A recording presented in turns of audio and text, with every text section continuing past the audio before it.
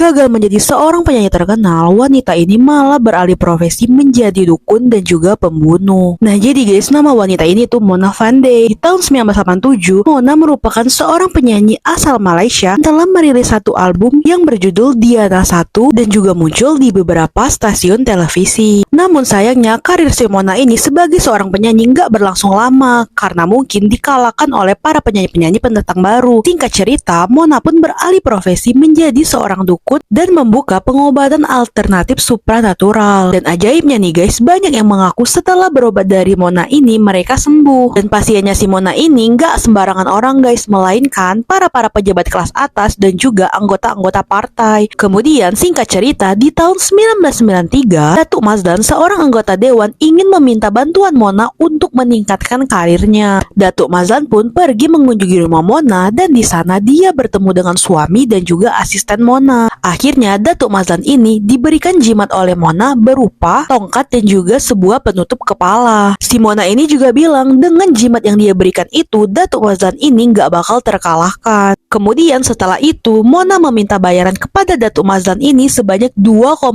juta ringgit. Namun Datuk Mazlan ini baru membayar DP di awal sebanyak 500.000 ringgit dan juga menjaminkan sebanyak 10 sertifikat tanah kepada Mona. Tak hanya diberi jimat aja, namun Datuk Mazlan ini juga melakukan ritual pembersihan di rumah Mona. Adapun yang harus dilakukan yaitu Datuk Mazlan ini disuruh berbaling di lantai sambil memejamkan mata dan kemudian di atas tubuhnya diberi taburan bunga. Mona mengatakan hal itu dilakukan untuk menunggu wahyu yang datang dari langit. Namun guys, bukannya wahyu yang turun dari langit, namun tiba-tiba yang turun malah sebuah kapak yang kemudian kapak itu memenggal kepala Datuk Mazlan ini. Kapak itu sendiri dilayangkan oleh asistennya si Mona, si Juraimi Hasan. Gak hanya cuma memenggal kepala, tapi tubuh si Datuk Mazlan ini dipotong-potong menjadi beberapa bagian dan juga ada yang dikuliti. Gila sih, ini sadis banget. Kemudian setelah Mona Fandey, suaminya dan juga asistennya selesai melakukan aksi gila mereka, jasad Datuk Mazlan ini pun dikuburkan di dalam sebuah gudang di dekat rumah Mona Fandey. Karena berhari-hari nggak ada kabar dan nggak juga pulang-pulang, keluarganya Datuk Mazlan ini melaporkan bahwa Datuk Mazlan telah hilang. Dan akhirnya dilakukanlah proses pencarian dan juga penyelidikan oleh pihak kepolisian. Dan akhirnya di tanggal 22 Juli 1993, polisi berhasil mengungkap kasus ini dengan menemukan potongan jasad Datuk Mazlan menjadi 18 bagian di bawah gudang di rumah Mona Fandey. Akhirnya Mona Fandey, suami dan juga asistennya pun ditangkap dan ditahan oleh pihak kepolisian. Dan yang bikin merinding nih guys, di setiap foto saat Mona Fandey ini ditangkap, dia itu selalu tersenyum seperti enggak menampakkan sikap penyesalan sedikit pun. Hampir rata-rata di setiap fotonya dia itu selalu tersenyum dengan lebar. Dan akhirnya Mona Fandey, suaminya dan juga asistennya dijatuhi hukuman mati dengan cara digantung.